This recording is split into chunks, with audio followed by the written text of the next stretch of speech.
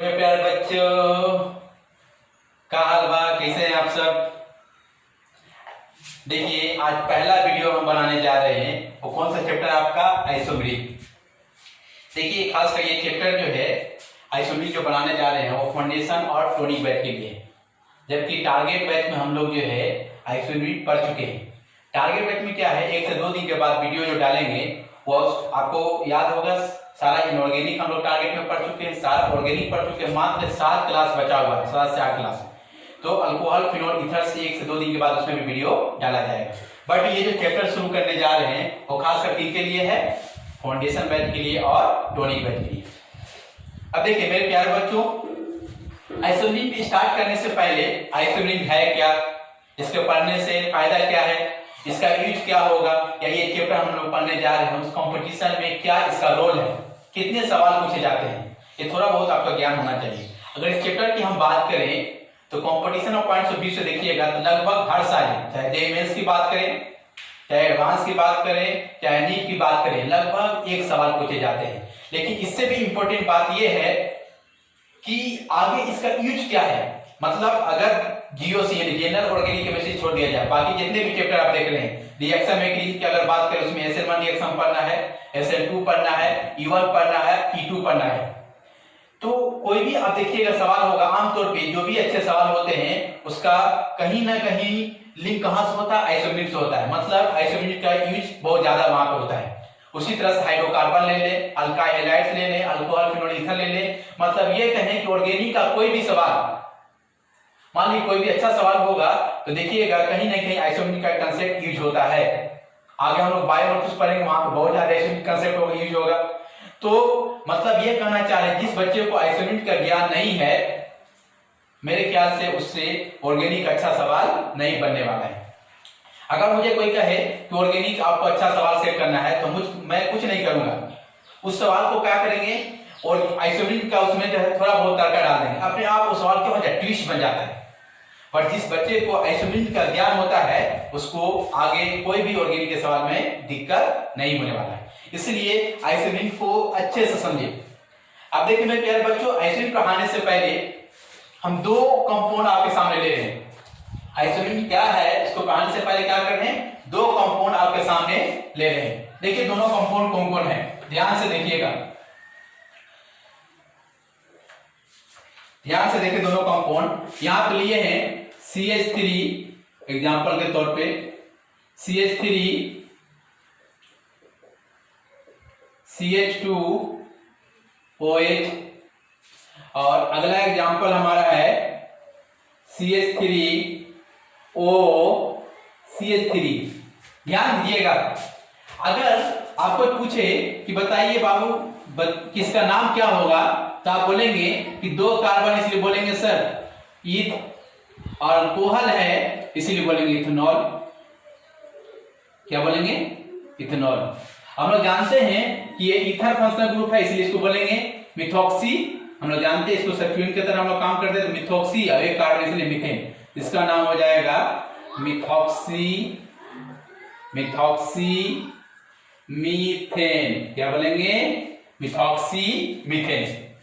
अब देखिए अगर आपसे हम पूछे कि बताइए इथेनॉल में इथेनॉल का मॉलिक्यूलर फॉर्मूला क्या है, तो आप बोलेंगे सर 2 कार्बन है इसलिए बोलेंगे C2, और यहाँ पे 3 हाइड्रोजन है, यहाँ पे 2 हाइड्रोजन है, यहाँ पे 1 हाइड्रोजन है, 3 2 5 1 6, तो बोलेंगे सर 6 हाइड्रोजन है।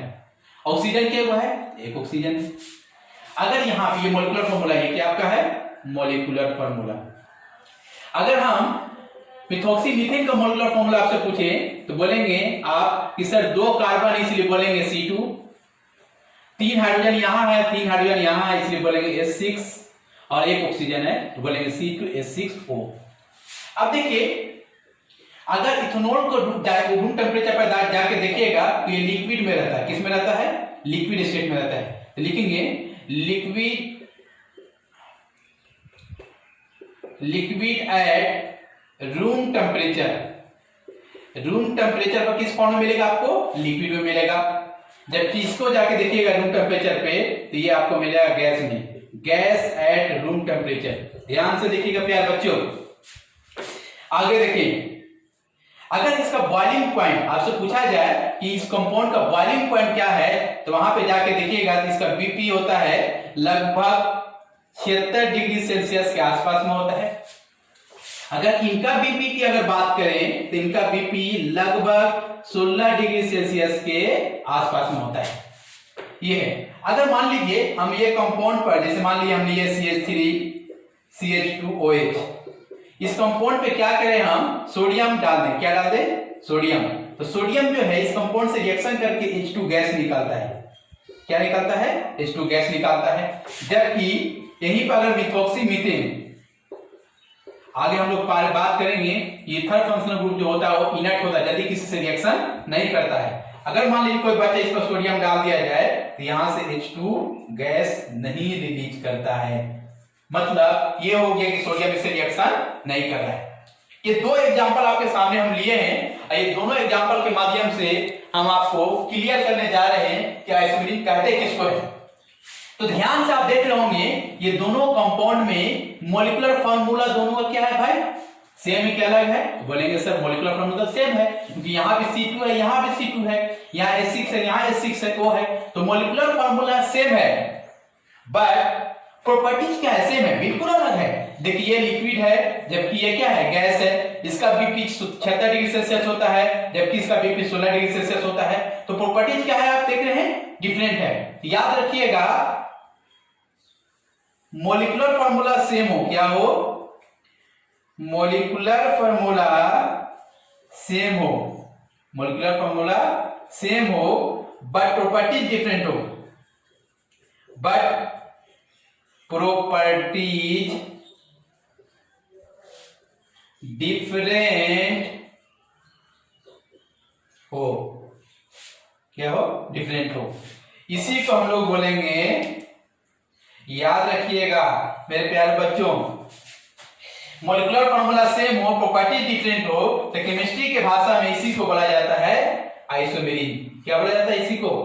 आइसोमेरिज्म। यहां पे देखिए आइसोमेरिज्म, मेरे प्यारे बच्चों जगह नहीं होने की वजह से यहां पे लिखे हैं आइसोमेरिज्म। अब देखिए मैंने आपके सामने दो कंपाउंड लिया है, एक लिया आपके सामने इथेनॉल लिए और दूसरा क्या लिए? Methoxy methane.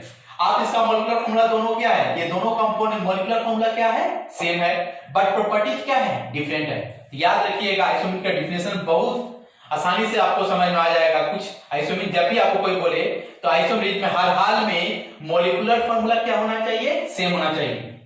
मॉलिक्यूलर फार्मूला क्या होना चाहिए? सेम होना चाहिए, बट एटलीस्ट कम से कम एक प्रॉपर्टी डिफरेंट होना चाहिए, चाहे फिजिकल हो या केमिकल। मान लीजिए मॉलिक्यूलर फार्मूला सेम है और एक भी प्रॉपर्टी अगर डिफर नहीं है तो उसको हम लोग आइसोमर्स नहीं कहेंगे। आइसोमर्स होने के लिए प्यारे बच्चों हर हाल में मॉलिक्यूलर फार्मूला सेम के साथ साथ एटलीस्ट वन प्रॉपर्टी क्या होना चाहिए? डिफर होना चाहिए। क्या होना चाहिए? डिफर होना चाहिए। तो अब देखिए मतलब आपको कोई बोल रहा है आइसोमेरिक तो बहुत आसानी से पहचान ले, मतलब दो या दो से अधिक कंपाउंड हो, अगर उसका मॉलिक्यूलर फार्मूला सेम है और प्रॉपर्टी डिफर है तो हम दूसरे को बोल देंगे आइसोमेरिक।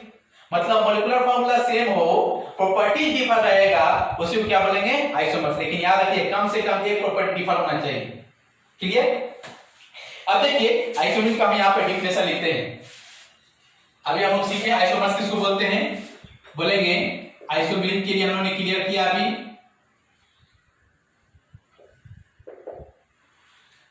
बोलेंगे the compounds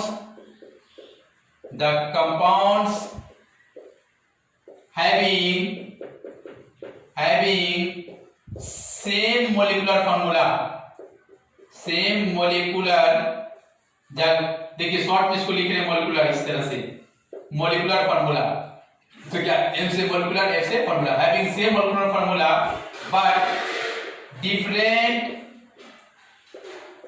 properties are called इसी को प्यारे बच्चों क्या बोलेंगे? आइसोमर्स। क्या बोलेंगे इसी को? आइसोमर्स। एंड दिस फेनोमेनन मतलब इसी घटना को, this phenomenon is called isomers.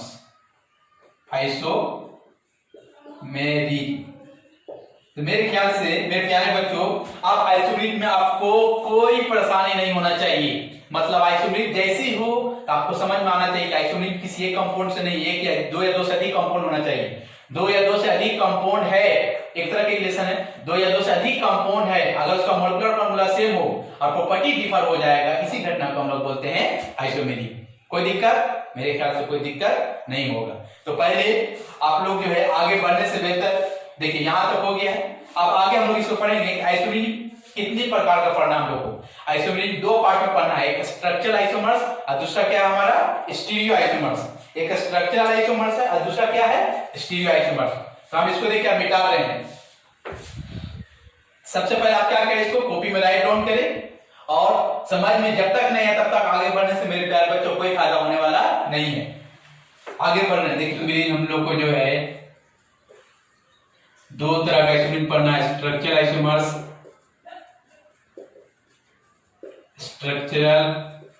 Isomers, और दूसरा पढ़ना है आपको स्टीरियो आइसोमर्स। क्या लिखें?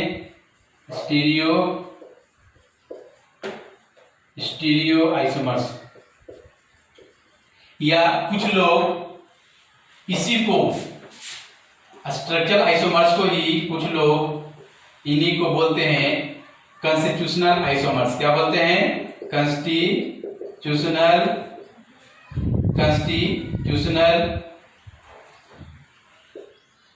आइसोमर्स।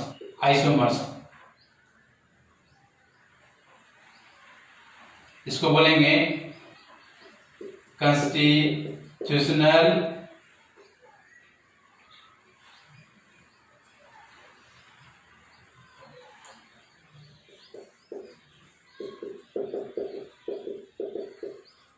आइसोमर्स, या इसी को बोलेंगे फिर बोलते हैं स्पेस आइसोमर्स। क्या बोलते हैं इसी को? Space isomers.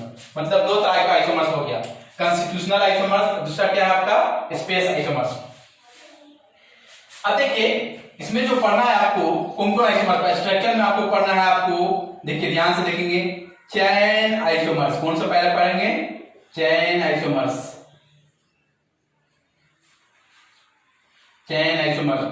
उसी में फिर हम लोग पढ़ेंगे पोजिशनल आइसोमर्स। क्या पढ़ेंगे?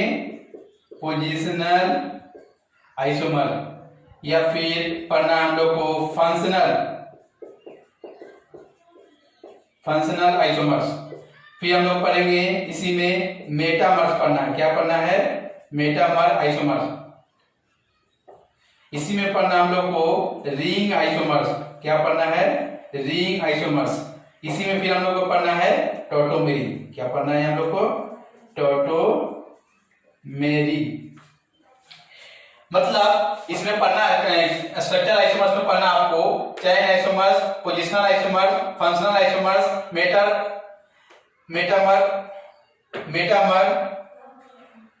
आइसोमर्स, रिंग आइसोमर्स और पढ़ना है टॉटोमेरी। अब देखिए ये जो पढ़ना है इसमें जो पढ़ना है आपको दो तरह का आइसोमेरिक पढ़ना है, स्पेस आइसोमर्स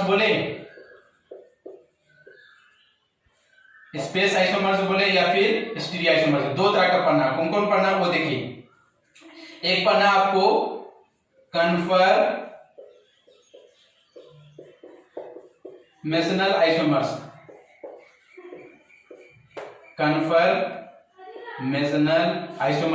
और दूसरा पढ़ना है आपको, वो कौन पढ़ना है आपको? कन्फर्मेशनल स्टीरियो में दूसरा पढ़ना आपको कॉन्फ़िगरेशनल आइसोमर्स। क्या पढ़ना है? कॉन्फ़िगरेशनल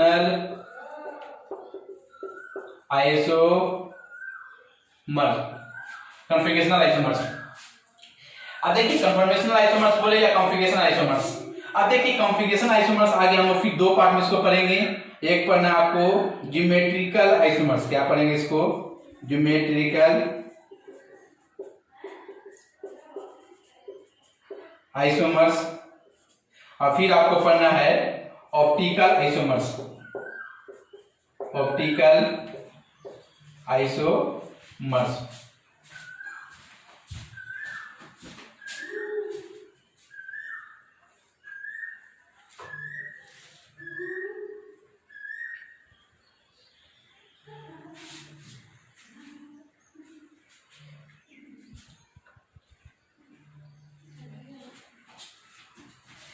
हाँ देखिए मेरे प्यारे बच्चों, तो हम लोग बोले कि आइसोमर्स दो तरह का हम लोग को पढ़ना है, स्ट्रक्चरल बोले या कुछ लोग इसी को बोलते हैं कॉन्स्टिट्यूशनल आइसोमर्स, स्टीरियो आइसोमर्स बोले या फिर स्पेस आइसोमर्स बोले। अब देखिए स्ट्रक्चरल आइसोमर्स में हम लोग को जो पढ़ना है, चेन आइसोमर्स पढ़ना है, पोजिशनल आइसोमर्स पढ़ना है, फंक्शनल आइसोमर्स पढ़ना है, मेटामर्स पढ़ना है, रिंग आइसोमर्स पढ़ना है, टॉटोमेरिन पढ़ना है।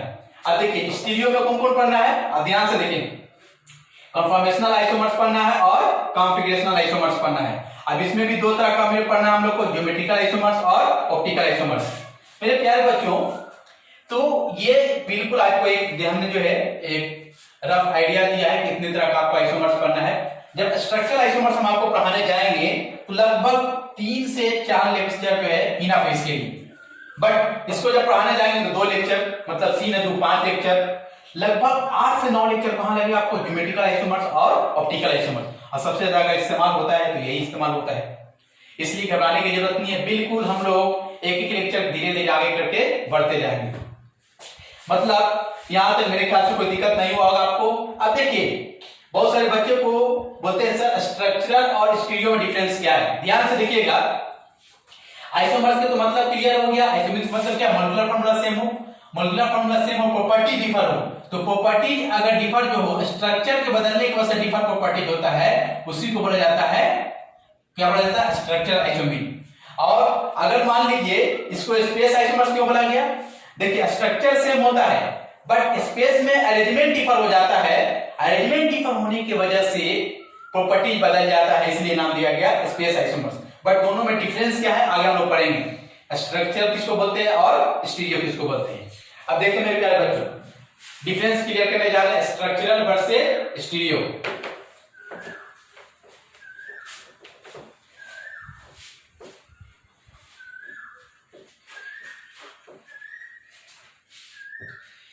यहां पे लिख रहे हैं, देखिए स्ट्रक्चरल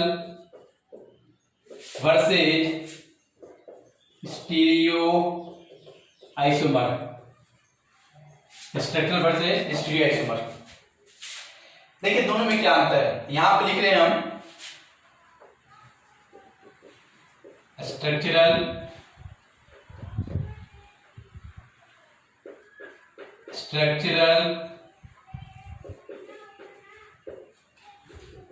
आइसोमर, शॉर्ट में देखिए इसको आइसोमर से लिख रहे हैं।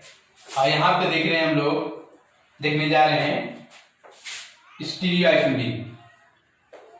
यहां पे स्ट्रक्चर देखने जा रहे हैं, दूसरा क्या देखने जा रहे हैं, स्टीरियो आइसोमर बोले या आइसोमर्स बोले। देखिए स्ट्रक्चरल आइसोमर्स बोले या स्टीरियो। देखिए स्ट्रक्चरल और स्टीरियो में अंतर क्यों है, क्यों दो पार्ट में इसको बांटा गया, आखिर आइसोमर को दो पार्ट में क्यों रखा गया है, वो हम आपको क्लियर करने जा रहे हैं। देखिए दोनों में अंतर क्या है, जैसे अभी हम एग्जांपल लिए थे CH3 CH2OH, यही एग्जांपल लिए थे स्टार्ट में, और लिए थे CH3O CH3। अब देखिए मेरे प्यारे बच्चों, ये दोनों में अगर ध्यान से देखेंगे आप तो दोनों का मॉलिक्यूलर फार्मूला क्या है, सेम है। क्योंकि यहां पे देखिए अगर हम बात करें, ऐसे हम बोले यहाँ पे कि इनका मॉलिक्यूलर फार्मूला क्या है, तो बोलेंगे 2 कार्बन इसलिए बोलेंगे C2, 3 6 हाइड्रोजन है, 6 हाइड्रोजन है इसीलिए बोलेंगे यहाँ पे S6O। अगर यहाँ बात करें तो यहाँ 2 कार्बन इसलिए बोलेंगे C2, यहाँ 3 और 3 6 हाइड्रोजन बोलेंगे S6O। तो आप देख रहे हैं दोनों का मॉलिक्यूलर फार्मूला सेम, जबकि यही एग्जांपल से हम जो है आपको समझाने के प्रयास किया था आपको। तो आप क्या देख रहे हैं कि स्ट्रक्चर मॉलिक्यूलर फार्मूला क्या है, दोनों का सेम है, मॉलिक्यूलर फार्मूला क्या है, दोनों का सेम है, अब प्रॉपर्टी डिफर है। देखिए मॉलिक्यूलर फार्मूला सेम है बट प्रॉपर्टी डिफर, इसी को बोला जाता है स्ट्रक्चरल आइसोमर्स, स्ट्रक्चरल आइसोमर्स। क्यों स्ट्रक्चरल आइसोमर्स बोला गया वो ध्यान से देखिए। आप अगर ध्यान से देखेंगे तो यहां पे कनेक्टिविटी डिफर हो जा रहा है। आप अगर यहां पर देखिए ऑक्सीजन से, यहां ऑक्सीजन के साथ कार्बन और हाइड्रोजन अटैच है, जबकि हाइड्रोजन ऑक्सीजन से नहीं, हाइड्रोजन इससे अटैच है, तो कार्बन और ऑक्सीजन अटैच है, और यहां पे क्या है, कार्बन कार्बन अटैच है। जाहिर सी बात है मेरे प्यारे बच्चों, जब एटम में लिंकेज बदल जाएगा तो स्ट्रक्चर वही रह जाएगा, बदल जाएगा। इसीलिए इसको बोला जाता है, दूसरे को क्या बोला गया, स्ट्रक्चरल आइसोमर्स। ड्यू टू किसके वजह से बोलेंगे, due to different connectivity, different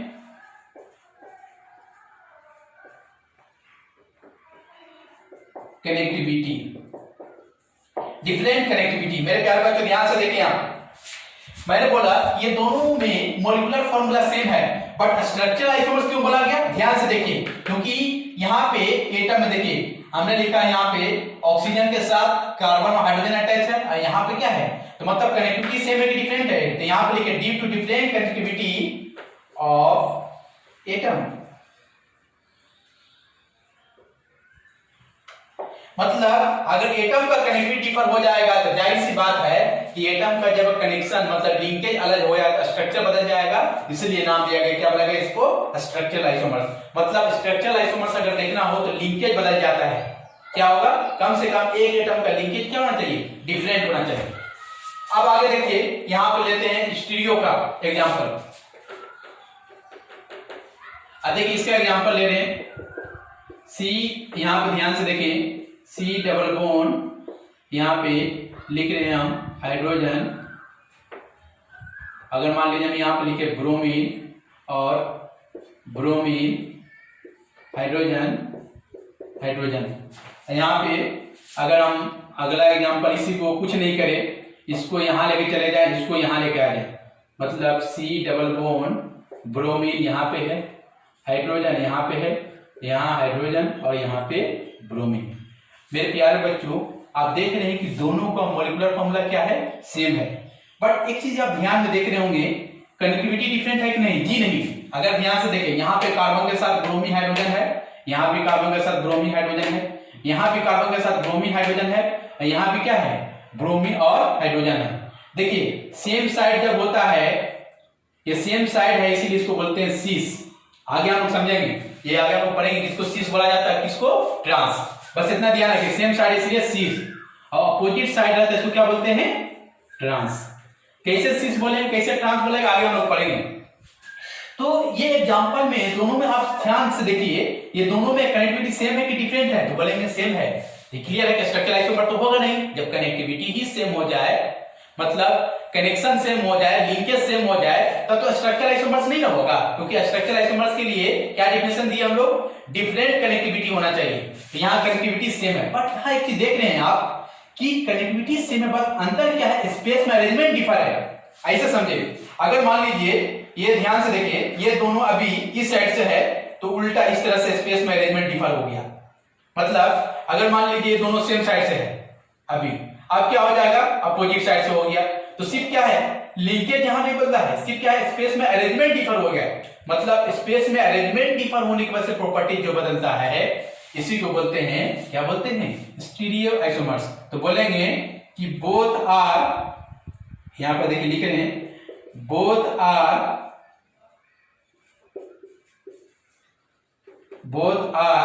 stereo isomers, stereo isomer. यहां पे लिखेंगे ड्यू टू डिफरेंट,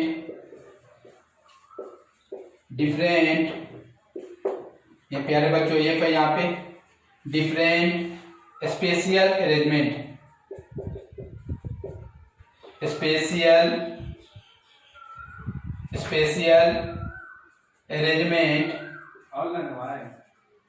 एक second, spatial arrangement, but both are stereoisomers due to different spatial arrangement, but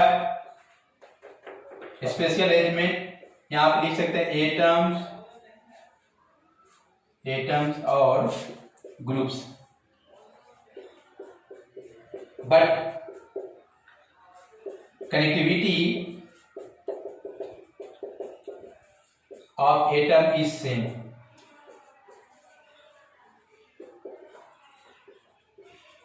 आगे हम लोग एक एक करके क्लियर करेंगे। आगे ध्यान से देखिए, यहाँ पे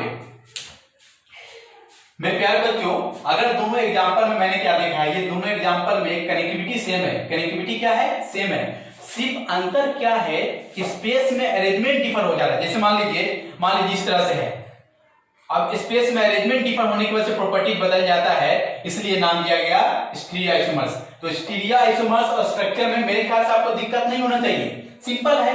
अगर कनेक्टिविटी डिफरेंट हो गया तो स्ट्रक्चर बदल जाएगा, उस वजह से जो प्रॉपर्टी डिफर होता है उसको बोलते हैं स्ट्रक्चर आइसोमर्स। बट स्पेस में अरेंजमेंट डिफर हो, यहां पे लिखे हैं both are stereo isomers due to different spatial arrangement of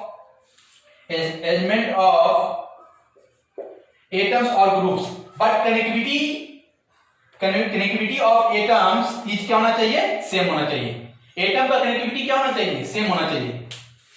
यहां आप लिख सकते हैं but connectivity of atoms are same. तो मुझे जब बोलता है कि स्टीरियो और स्ट्रक्चर में डिफरेंस क्या है, तो बहुत आसानी से हम पता कर लेते हैं, आप भी बहुत आसानी से बता सकते हैं मेरे प्यारे बच्चों। बस कुछ नहीं करना है, देखिए स्ट्रक्चर और स्टीरियो में ध्यान से देखिए मैंने ये दो एग्जांपल लिया, तो दोनों को मॉलिक्यूलर फार्मूला सेम है। अभी देखेंगे प्रॉपर्टी डिफर तो आइसोमर्स बोलेंगे, लेकिन कौन सा आइसोमर्स बोलेंगे, स्ट्रक्चर बोलेंगे कि स्टीरियो बोलेंगे, उसके लिए देखिए अगर कनेक्टिविटी बोले या लिंकेज बोले, कनेक्टिविटी बोले या फिर लिंकेज बोले, कनेक्टिविटी डिफरेंट हो जाता है तो जाहिर सी बात है कि जब एटम का लिंकेज बदल जाए, कनेक्टिविटी बदल जाए, क्या होगा, स्ट्रक्चर बदल जाएगा। इसीलिए बोला गया इसको स्ट्रक्चरल आइसोमर्स। ये यहां पे लिखे हैं due to different connectivity of atom, but connectivity same है। कनेक्टिविटी क्या है, दोनों में सेम है। तो यहां पे लिखे हैं कनेक्टिविटी सेम हो, जब कनेक्टिविटी ही सेम हो जाए तो स्ट्रक्चर बदला नहीं, स्ट्रक्चर बिल्कुल नहीं बदला है, सिर्फ अंतर क्या है, स्पेस में अरेंजमेंट डिफर है। यहां पे देखिए ये सेम साइड हो गया, ये क्या हो गया, अपोजिट साइड। आगे हम लोग पढ़ेंगे कि इसका बॉइलिंग पॉइंट ज्यादा होता है, इससे बॉइलिंग पॉइंट कम होता है, जाहिर सी बात प्रॉपर्टी बदल गया। बस अंतर क्यों हुआ है, क्योंकि स्पेस में अरेंजमेंट डिफर करने की वजह से प्रॉपर्टी डिफरेंट हुआ है, इसलिए इसको बोला जाता है both are stereo isomers due to different spatial arrangement of atoms or groups but connectivity of atoms are same। यहाँ पे but connectivity of atoms are same, but connectivity of atoms और groups यहाँ पे लिख दें।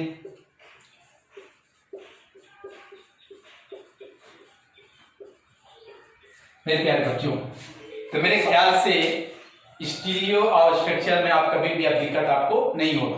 अब हम आगे एक एक करके क्लियर करेंगे, स्ट्रक्चर में जो है, स्टीरियो में जब स्टीरियो पढ़ेंगे तो फिर से इस बात को जो है चर्चा करेंगे। फिर से एक बार देखिए हम बोल रहे हैं कि स्ट्रक्चर और स्टीरियो में क्या अंतर है।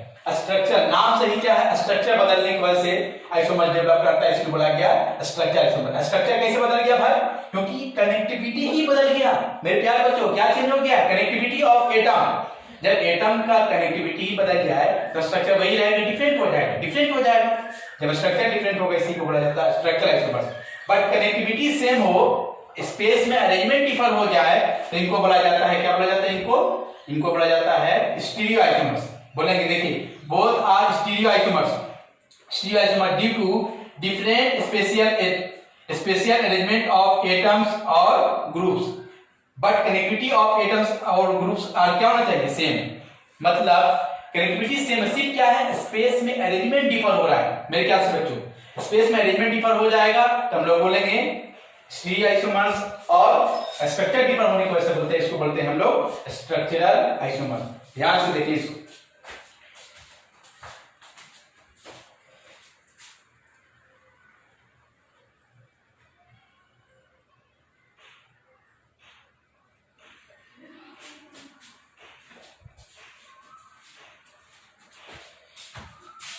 मैं क्या कोई दिक्कत नहीं होगा यहाँ पे।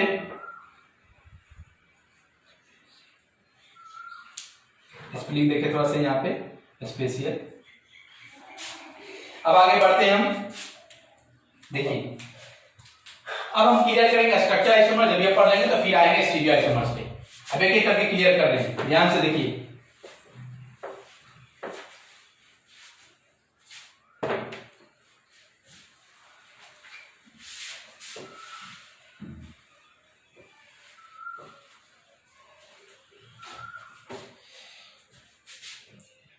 शुरू करने जा रहे हैं स्ट्रक्चरल आइसोमर्स। कौन सा टॉपिक शुरू करने जा रहे हैं, स्ट्रक्चरल आइसोमर्स। यहां पे देखिए लिख रहे हैं स्ट्रक्चरल स्ट्रक्चरल आइसोमर्स।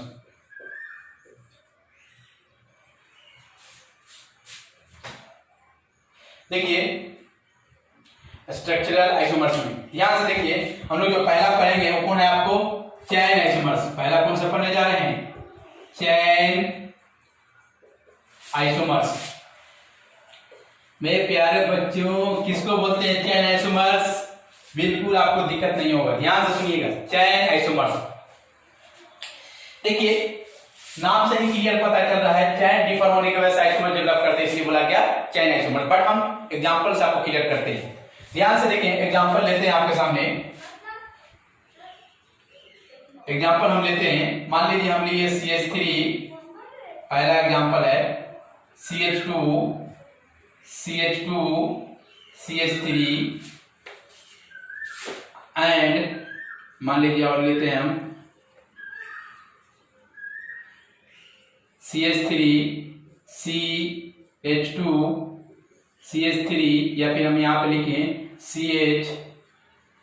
CH3। मेरे प्यारे बच्चों ध्यान से देखें, स्ट्रक्चरल आइसोमर्स आपको पहचानने में कभी, स्ट्रक्चरल आइसोमर्स में चैन आइसोमर्स पहचानने में आपको कभी भी दिक्कत नहीं होगा। ध्यान से देखें, ये दोनों एग्जांपल को आप अच्छे से देख रहे होंगे।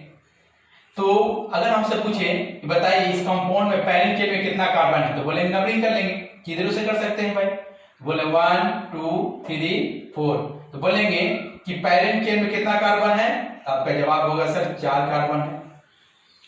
और यहाँ पे अगर नंबरिंग करने के लिए बोलेंगे तो चाहे यहाँ से नंबरिंग करें 1 2 3 या यहाँ से करें 1 2 3 या किधर से करें, बात क्या है, सेम है। तो मान लीजिए यहाँ से करते हैं 1 2 3, तो देखिए 1 2 3 यही ना है, अब ये यहाँ पे 4 कार्बन आपका है।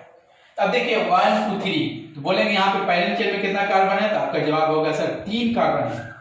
मेरे प्यारे बच्चों आप ध्यान से देख रहे होंगे कि दोनों का मॉलिक्यूलर फॉर्मूला सेम है। देखिए यहाँ पे ध्यान से देखिएगा, जितना 4 कार्बन है तो यहाँ भी 4 कार्बन है, यहाँ पे 3 2 5 2 7 और 3 10 हाइड्रोजन है, तो यहाँ भी देखिए 3 3 6 3 9 10 हाइड्रोजन है। मॉलिक्यूलर फॉर्मूला सेम है, बट प्रॉपर्टीज क्या है, इसका डिफर है। डिफर जो हुआ प्रॉपर्टी ड्यू टू किसकी वजह से, पैरेंट चेन में क्या होता है, नंबर ऑफ कार्बन बदलने की वजह से होता है, इसीलिए इसका नाम दिया गया चैन आइसोमर्स। क्या बोलेंगे, चैन आइसोमर्स। मेरे प्यारे बच्चों देखिए चैन आइसोमर्स किसको बोलते हैं, कभी भी आपको दिक्कत नहीं होगा, ध्यान रखिएगा। चैन आइसोमर्स नाम से ही पता चल रहा है, चैन का मतलब होता है पैरेंट चेन। पैरेंट चेन मतलब number of carbon in parent chain. Parent chain मतलब क्या सिखाते हैं कि मैक्सिमम कार्बन कितना होता है पैरेंट चेन, उसी को बोला जाता है। तो हम यहाँ पे लिखा है चैन, याद रखिएगा। अगर पैरेंट चेन में नंबर ऑफ कार्बन अगर डिफरेंट होता है, क्या बोल रहे हैं, पैरेंट चेन में नंबर ऑफ कार्बन अगर डिफरेंट होता है, उस वजह से आइसोमर्स अगर डेवलप करता है, इसी को बोला जाता है चैन आइसोमर्स। क्या बोलते हैं इसको, चैन आइसोमर्स। मतलब मेरे प्यारे बच्चों कि चैन आइसोमर्स में आपको परेशानी नहीं होना चाहिए। चैन आइसोमर्स जब भी देखना हो तो क्या देखेंगे आपको कुछ नहीं देखना है, देखिए दोनों कंपाउंड में पैरेंट चेन में कार्बन डिफरेंट है कि नहीं। अगर मान लीजिए पैरेंट चेन में कार्बन अगर सेम हो गया था, कभी भी हम लोग चैन आइसोमर्स नहीं बोल सकते हैं। क्या बोलेंगे हम उसको, चैन आइसोमर्स बिल्कुल नहीं बोलते। चैन आइसोमर्स होने के लिए हर हाल में क्या होना चाहिए, हर हाल में पैरेंट चेन में कार्बन क्या होना चाहिए, डिफर होना चाहिए। कोई दिक्कत, तो बोलेंगे एक दूसरे का, देखिए यहाँ पे पैरेंट चेन में 4 कार्बन है, यहाँ पे 3 कार्बन है, तो बोलेंगे कि मॉलिक्यूलर फॉर्मूला तो सेम है, but number of carbon parent में डिफर होने की वजह से आइसोमर डेवलप किया, इसलिए बोला गया इसको चैन आइसोमर्स। क्या बोलेंगे इसको, चैन आइसोमर्स। अब आगे देखिए इसका डिफिनेशन लिखें। देखिए इसका डिफिनेशन लिख रहे हैं, ध्यान से देखिए, the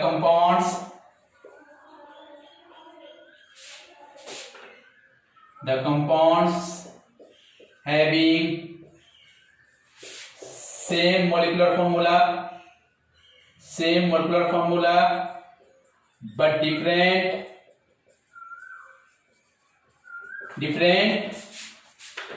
structure due to different number of carbon atoms in parent chain.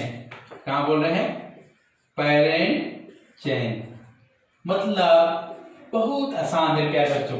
हम लोग पढ़ रहे हैं, कौन सा पढ़ रहे हैं हम लोग? Structural isomers. और उसमें कौन सा पढ़ रहे हैं? चैन आइसोमर्स। मतलब चैन आइसोमर्स पहचानना हो तो मॉलिक्यूलर फार्मूला तो सेम है। मॉलिक्यूलर फार्मूला अगर सेम ही नहीं हो तो हम लोग आइसोमर्स की बात करेंगे ही नहीं। मॉलिक्यूलर फार्मूला सेम हो, ठीक है, बट पैरेंट चेन में कार्बन डिफर हो जाए, इसी को बोलते हैं चैन आइसोमर्स। तो मैंने लिखा है the compounds having same molecular formula but different structure. Structure जो डिफरेंट हुआ है ड्यू टू, किसकी वजह से? Due to different number of, ध्यान से देखिएगा क्या डिफरेंट है भाई?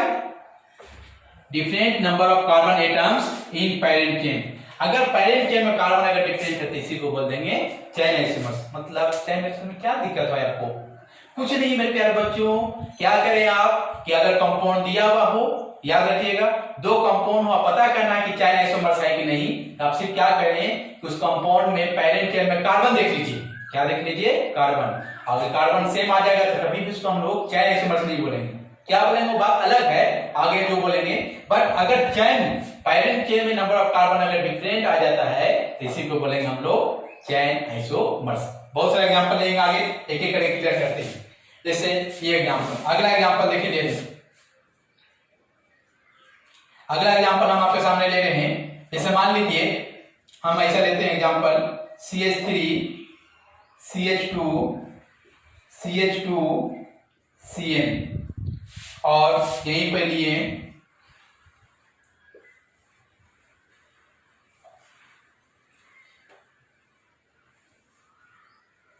अगर यहीं पे बात करें हम तो यहां पे लें CH3 CH2 या यहां पे लिखें CN और यहां पे लिखें CH2 CH3। अब ध्यान से देख सकते हैं, अगर ध्यान से देखेंगे तो देखिए कार्बन के वो यहाँ पे 1 कार्बन 2 कार्बन 3 कार्बन 4 कार्बन, लिखिए 4 कार्बन है, इसे लिख दिए C4। 3 2 5 2 7। यहाँ पे देखिए हाइड्रोजन कितना है? यहाँ पे 3 2 5 और 2 7, मतलब बोलेंगे यहाँ पे क्या है?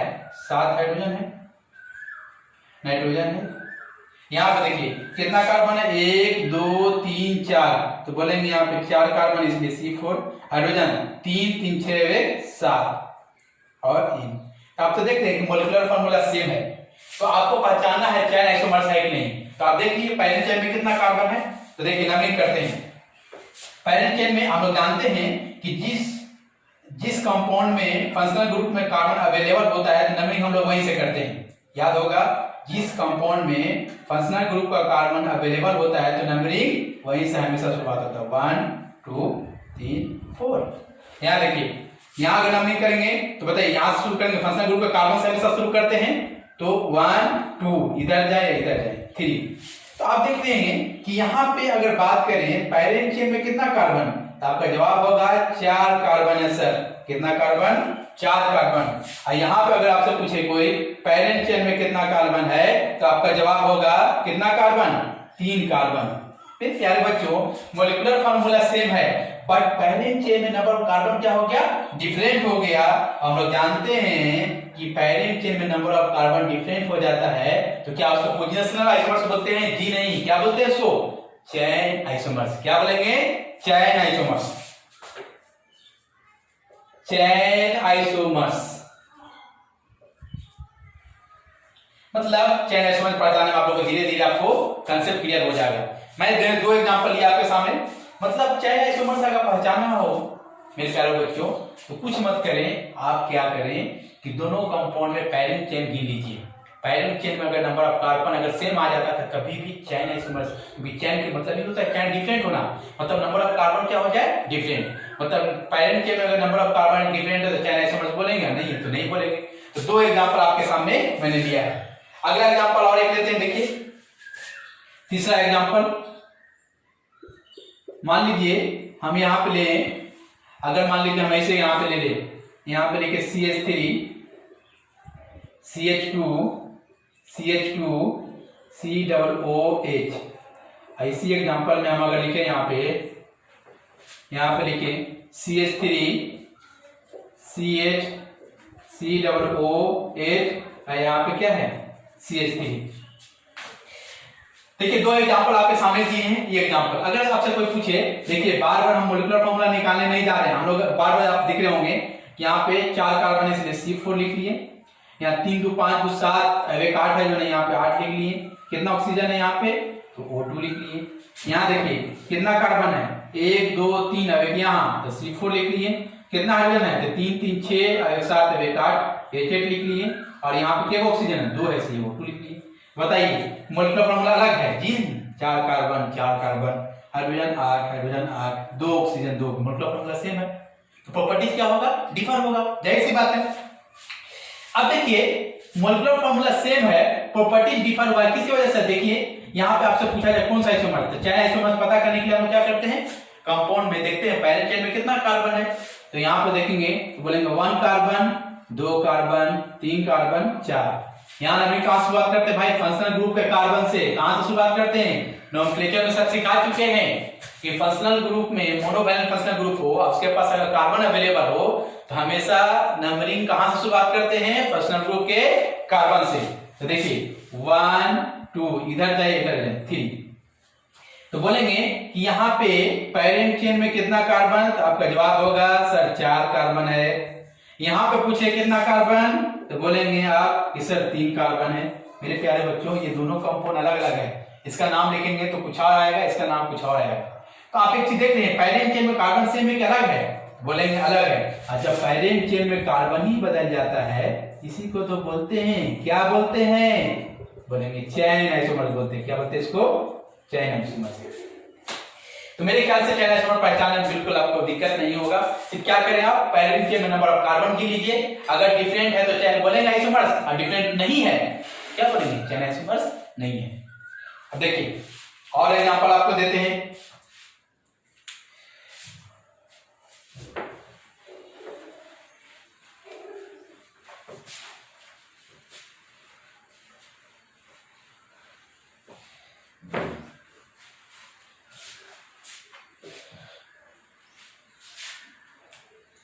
देखिए अगर मान लीजिए कोई एग्जांपल और देते हैं आपको, मान लीजिए कोई 2 3 एग्जांपल और चौथा एग्जांपल यहाँ पे लिख रहे हैं।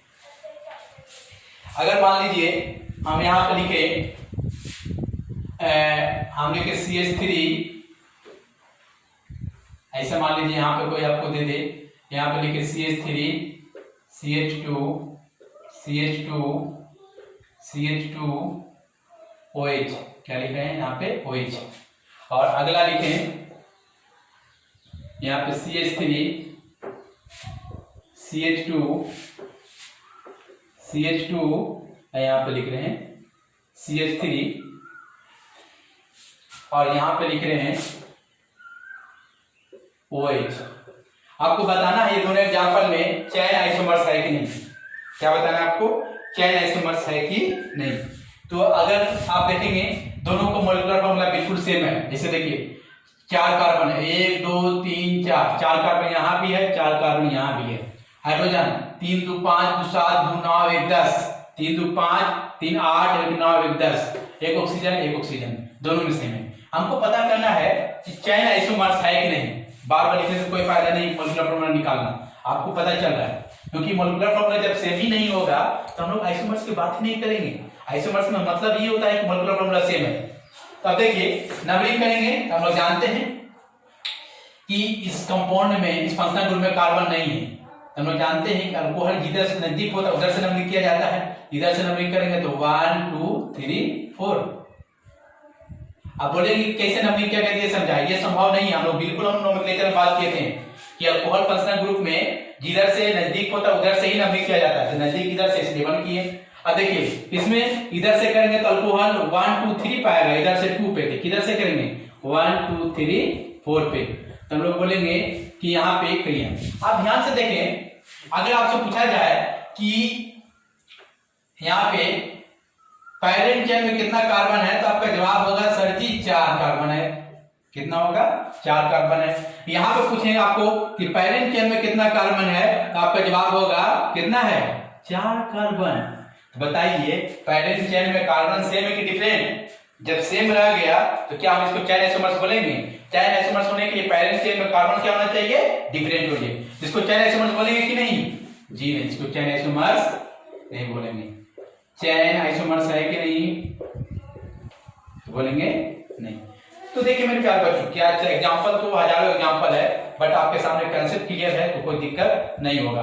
बस चैन आइसोमर्स जब भी हो तो आप क्या करें, कुछ नहीं करें, आप देखें कि पैरेंट चेन में कार्बन डिफरेंट है कि नहीं। अगर कार्बन डिफरेंट है तो हम लोग आप मुझे बोल देंगे चैन आइसोमर्स। क्या बोल देंगे, चैन आइसोमर्स। एक एग्जांपल और लेते हैं, देखिए पांचवा एग्जांपल आपके सामने है।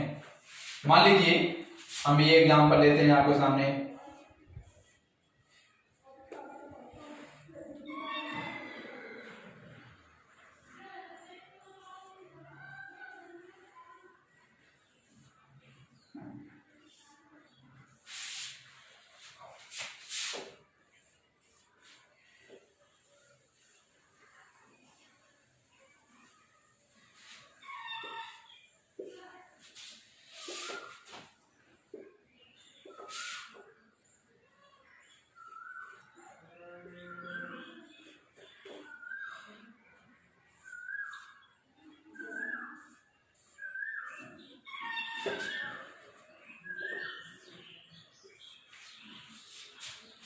देखिए इस एग्जांपल में कितना कार्बन है, एक कार्बन, दो कार्बन, तीन कार्बन, चार कार्बन, पांच कार्बन, छह कार्बन, सात कार्बन। एक कार्बन, दो कार्बन, तीन कार्बन, चार कार्बन, पांच कार्बन, छह कार्बन, सात कार्बन। एक कार्बन, दो कार्बन, तीन कार्बन, चार कार्बन, पांच कार्बन, छह कार्बन, सात कार्बन। हम लोग जानते हैं कि बॉन्ड लाइन स्ट्रक्चर में हाइड्रोजन को दिखाया नहीं जाता है। बॉन्ड लाइन स्ट्रक्चर में क्या करते हैं, हाइड्रोजन को दिखाते नहीं। तो जाहिर सी बात आप देख लीजिएगा, मॉलिक्यूलर फॉर्मूला सबका सेम है। मॉलिक्यूलर फॉर्मूला आप निकालेंगे तो देख लीजिएगा क्या है, सेम है। आपको पता करना है कि चैन आइसोमर्स है कि नहीं। तो देखिए पता करते हैं, चैन आइसोमर्स पता करने के लिए क्या करेंगे हम लोग देखते हैं कि पैरेंट चेन में कितना कार्बन है। तो मेरे प्यारे बच्चों, अगर यहाँ पे हम लोग जानते हैं कि डबल बॉन्ड के केस में हम लोग अगर पैरेंट चेन तलाश करना होता है तो यहाँ से शुरुआत करेंगे 1 2 3 4।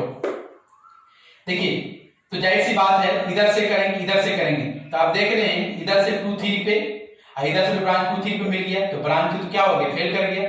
तो हम लोग बोलेंगे यहाँ पे मिथाइल है, यहाँ पे इथाइल, अल्फाबेटिकली ऑर्डर लगाएंगे, मतलब नंबरिंग इधर से होगा मेरे प्यारे बच्चों, इधर से होगा 1 2 3 4। नंबरिंग करेंगे, आप लोग बिल्कुल जानते हैं, हम लोग बहुत अच्छे से बात कर चुके हैं नोमेनक्लेचर में। नंबरिंग कैसे किया गया आपको याद होगा कि डबल बॉन्ड के केस में नंबरिंग हम लोग शुरुआत कहां से करते हैं, जिधर से डबल बॉन्ड नजदीक होता है। तो देखिए इधर से भी इधर से बात सेम है, इधर से देखिए 1 2 3 4, ठीक है। तो यहाँ पे 2 और 3 पे ब्रांच मिला, इधर से भी 2 और 3 पे ब्रांच मिल रहा है। जब ब्रांच से मौजूद अल्फाबेटिकली ऑर्डर लगाएंगे तो इथाइल है, ये मिथाइल, इसलिए इधर से हो गया। इसमें देखिए इधर से करेंगे तो डबल बॉन्ड 1 पे मिलेगा, इधर से डबल बॉन्ड 2 पे मिलेगा। तो किधर से करेंगे, इधर से 1 2 3 4 5। पैरेंट चेन हम लोग उनको मानते हैं जिसमें नंबर ऑफ डबल बॉन्ड क्या हो, मैक्सिमम हो, ठीक है। तो यहाँ देखिए इसमें इधर से करेंगे तो 1 पे मिलेगा, इधर से करेंगे तो 1 2 3 पे मिलेगा। तो 1 2 3 4 5 6। ये आप लोग को याद होगा नोमेनक्लेचर में हम सिखाए थे। कहाँ सिखाए थे, नोमेनक्लेचर में आप लोग को कि नाम कैसे लिखा जाता है अल्कीन का, बिल्कुल आपको पता होगा। नहीं अगर ध्यान में तो कॉपी जाके देख लीजिएगा। अब ध्यान से देखिए मेरे प्यारे बच्चों, इसमें अगर पूछा जाए तो आपका जवाब होगा कि सर पैरेंट चेन में 4 कार्बन है, क्या वो है 4। इसमें आपसे पूछा जाए पैरेंट चेन में कितना है, 5 कार्बन है।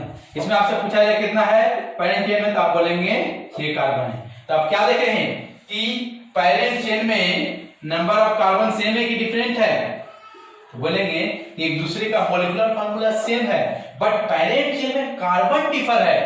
अब मेरे प्यारे बच्चों, जब पैरेंट चेन में कार्बन डिफर हो जाता है तो कौन सा आइसोमर्स बोलते हैं, चैन आइसोमर्स। कौन सा आइसोमर्स बोलते हैं, चैन आइसोमर्स। तो बोलेंगे एक दूसरे का क्या है, ये चैन आइसोमर्स है।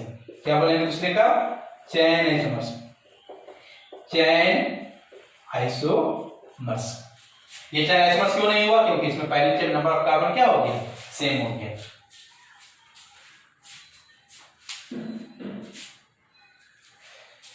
तो मेरे प्यारे बच्चों, आज पहला वीडियो है जो आइसोमर्स हम तैयार किए हैं, आज यहीं से करने देते हैं। अवेलेबल है या तो आप मनीष जी से कांटेक्ट करें या फिर